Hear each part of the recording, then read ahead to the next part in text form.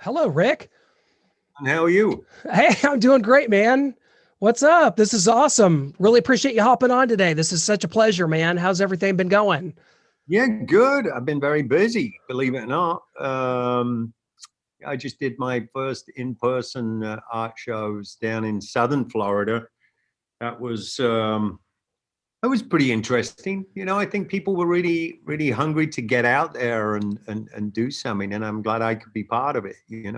Well, that's awesome. And you've got more coming up. There's more where that came from, as I know you're going to be out and about kind of on the East Coast coming up here in July, man. This is just so tremendous. And Rick, honestly, as I've had a chance to kind of peruse through your artwork, I'm really touched by it. I think that when you look at your stuff, the first thing I think of is just symbols of hope, positive things. It gives off positive vibes. I think, a good work of art should elicit a certain response.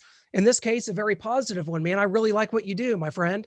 That's cool. Yeah, I like when people, there's an emotional sort of component to it. And, I actually really love finding out what it is that people love about it. And it normally lines up with what my intention was in the first place. So it's really cool. As someone that's kind of, I consider myself kind of a seasoned traveler. I go a lot of places and cover a lot of events and concerts and sporting events and things like that. And seeing a lot of this, it just like you have a Route 66 painting. There's something about that that just reminds me of some of those endless road trips from the Midwest to the West Coast. And I really like this. And so where did this kind of passion, where does this kind of stem from for you, man? How did this kind of manifest itself for you?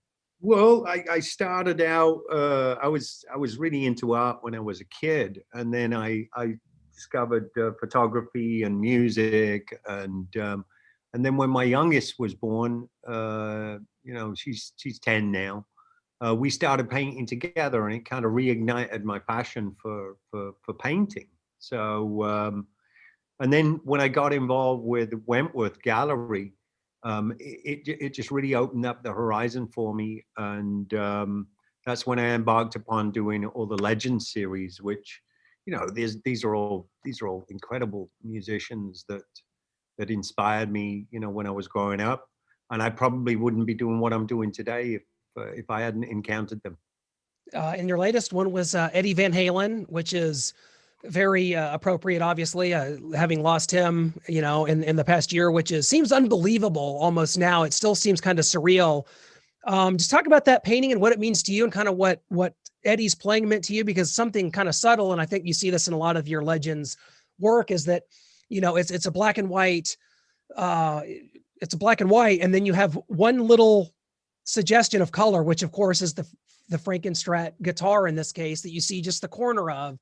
That's subtle, but it's something that I think is really cool. So kind of talk about that and what Eddie kind of meant to you there. Well, interestingly enough, 1978, my best friend, he called me. He lived a few houses up from where I grew up, and he said, "I've got this record I want to play to you."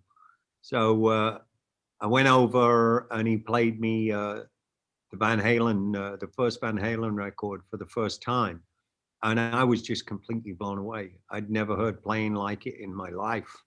Um, and then 2 months later, Van Halen were coming through my hometown with Black Sabbath. But quite honestly, Van Halen owned the show that night. Black Sabbath, I'd seen him many times, but you could start to see the wheels come off. And whereas Van Halen, they were kind of on this upward sort of trajectory, and they set the bar pretty high. And then in '91, I settled in California, and it just so happened that my neighbor was Steve Lukather with Toto, and we got to know each other pretty good. And he called me one night and he said, "Oh, we're having a get together. Do you want to come and hang out?" I'm like, "Yeah, of course." He said, "I want to introduce you to a really good friend of mine, a guy called Eddie Van Halen." So I went down there. I was pretty starstruck, but I got to meet him, and he was very unassuming. You wouldn't think he did what he did for a living, you know what I mean? So it kind of came full circle to me being, that kid growing up and being inspired. So, I felt the best way to pay homage to him was really to paint him and, really acknowledge his family and the pain that they must have been going through, and obviously his fans. So yeah, that was my main reason for painting Eddie, was just because I looked up to him so much. That's tremendous. And to me, it seems like maybe in a roundabout way that that your art is sort of kind of an all-encompassing, sort of brings your life full circle in a lot of ways, because there's a lot of messages of determination and hope, and you see a lot of symbology that kind of that kind of shows that. I mean, do you kind of view it that way? Because I see a lot of, you see a lot of the British flag, the Union Jack flag. You see a lot of the stars and stripes of the United States flag. Does that kind of take you back to your roots and sort of your a lifetime of world travel and going through so much that you have? Do you see a lot of that in your work? I do. It was sort of before I ever came to the States. The first time I came to the States was in 1980. So all my life experience before that was all based around, my experience growing up in England. And then obviously coming to the States gave me so much freedom in terms of, it really launched our career as a band, Def Leppard. So, my allegiance is really not only to England, where I grew up, but to America, where I was given the opportunities that not too many other people get. Absolutely. And, I want to let people know that are kind of on the East Coast there, where you'll be. It's Saturday, July 10th at the Boardwalk Atlantic City. And then Sunday, July 11th at King of Prussia Mall in King of Prussia, PA. Rick, whenever you encounter people, when you're at these kind of, whenever you did the one that you just did, I mean, what's the crowd like? Are there people that come in there and they just look at and appreciate what you're doing? Are there a lot of Def Leppard fans that just kind of want to come see you and what you've done? What's the crowd and the reception been like when you meet with people at these events? It's very diverse, actually. I mean, obviously, there's a lot of Def Leppard fans show up. And, in the past, I always made a point to say hello to everybody, because, some people were there and they just wanted a photograph, or they wanted an autograph, and they just wanted to, just say hi. And obviously there are going to be some people that are not necessarily going to be buying art. But this last one that we did, I took time out to do pictures, do photographs with everybody that was there, purely just to say hello. But obviously my main focus has to be on the people that are buying the art. Yes. But if people come, I'm there, and I'll definitely say hi. Well, Rick, you've always been just tremendous with fans. So Def Leppard, this is probably, I mean, I can't imagine another time in history that you guys have taken 2 years off, but here we are in the crazy world we live in. 2 years, the stadium tour kind of gets pushed back. Are you glad in a way? This gives you an opportunity to really dial in with your art and to work on other things. Are you okay with it kind of getting pushed back a year? What's I'm in two minds. I miss playing the shows, but it's definitely given me the opportunity to tie up some loose ends here at home. Obviously, I've been spending a lot of time working with the art.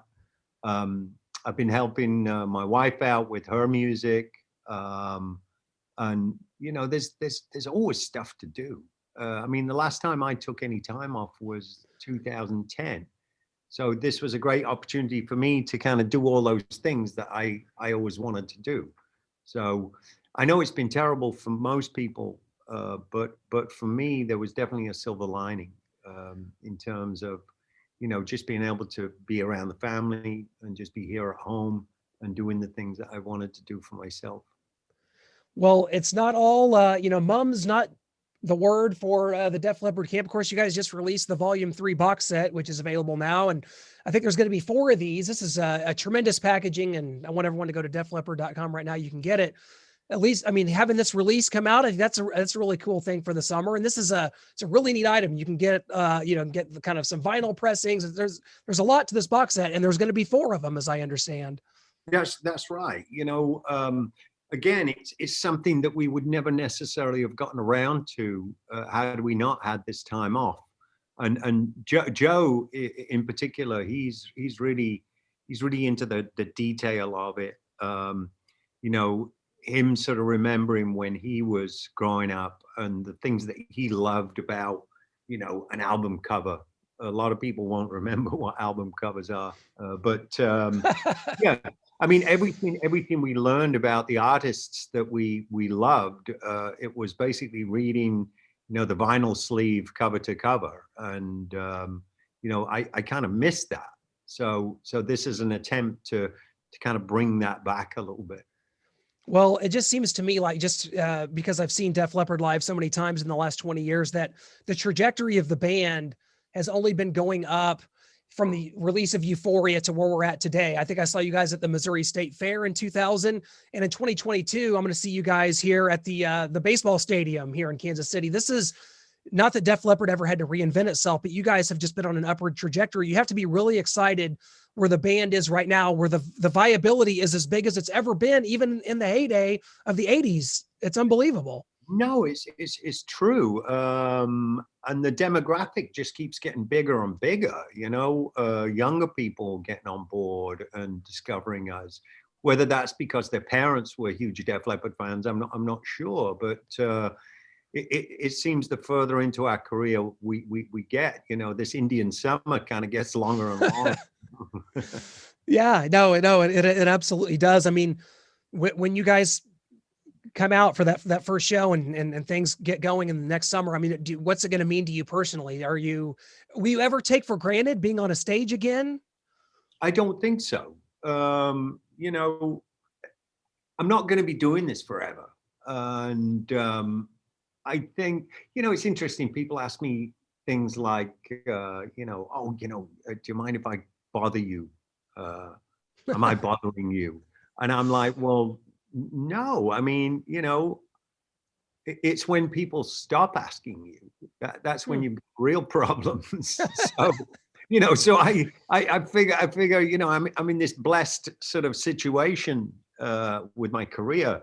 So it doesn't take much to make people happy. So I'm happy to be that guy, Well, Rick, we're just such a fan of everything you do, and this artwork is tremendous. And I hope everybody, will go check it out. And I think, and one other thing I wanted to add about that is that you work with there's an organization very near and dear to your heart, which is Wounded Warriors. Talk about how you got involved with them, because I'm a big fan of theirs as well. And you do a lot of work with them. What's that been like for you? Oh, fantastic. Well, myself and my wife, we put Raven Drum together in 2002. And we work with all different parts of the population. Then in 2006, I visited Walter Reed Army Medical Center in the DC area, and I was really taken back. I saw a lot of suffering, but I also saw a lot of hope. And when I got back to the hotel, I got really upset. Called my wife up, and I said, we really need to focus more on our wounded warriors. And as you know, I suffer from PTSD myself.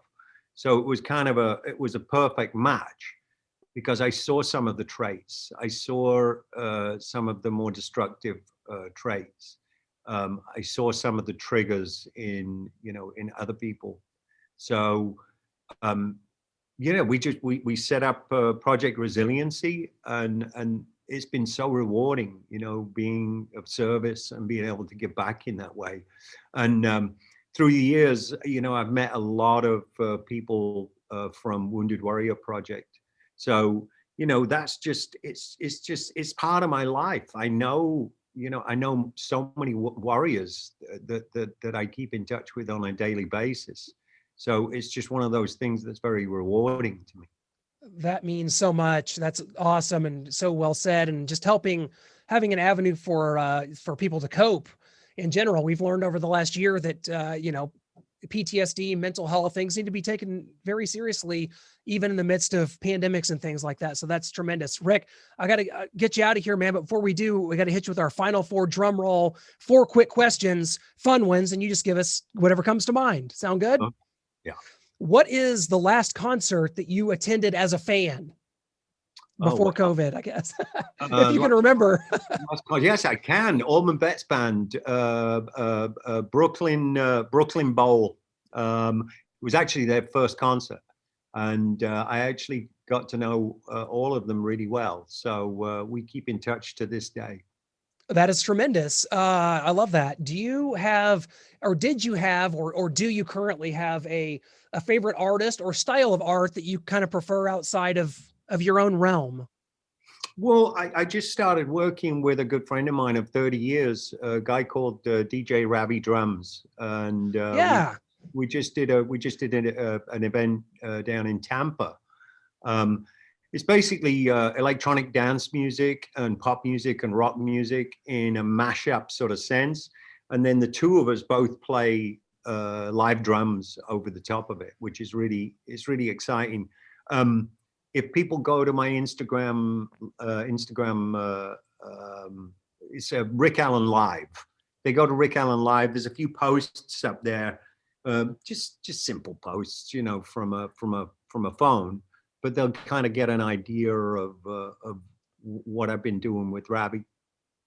Yeah, and I can see him right here on rickallen.com/artists. So both places, and this is tremendous stuff. It's like this is like album cover worthy. To me, some of this stuff, it's really trippy. I love it. Cool. Question 3, in the last year, of course, there's been a lot of lockdowns, a lot of things, where it has kept people at home. Are there any shows, on streaming that you've had a chance to catch up on or binge, or any that you dare to mention? No, I mean, The Expanse. I got into The Expanse. Okay. Cool, science fiction. Yeah, I like science fiction because I can kind of check out, you know what I mean? And not have to worry about the news cycle for a little while. You know? I like that. That's always a good thing. What is, final question, the first album that you remember buying with your own money? Oh, wow. It was actually a single. I couldn't afford to buy albums in those days. The first record I ever bought was Norman Greenbaum, Spirit in the Sky. That's wow. That's that's one of my favorite songs. That's tremendous. Rick, you are so tremendous. Thank you so much for the time today, my friend. Best of luck, continued health and happiness, man. We will see you next summer out on the road, and hopefully along the way some more art exhibits as well, man. We got to get you to the Midwest to do some of these, man. I'd love that, man. Thank you. Thank you so much, Rick. Take care. All right. Have a good day. You too. All right.